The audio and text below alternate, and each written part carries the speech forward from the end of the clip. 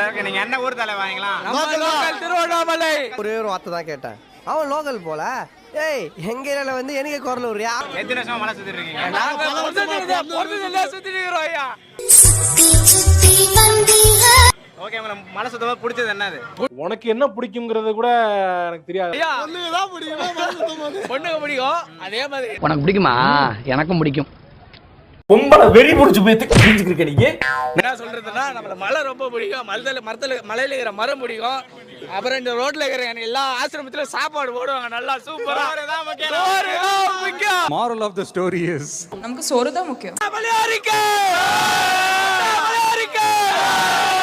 கேக்கல சத்தமா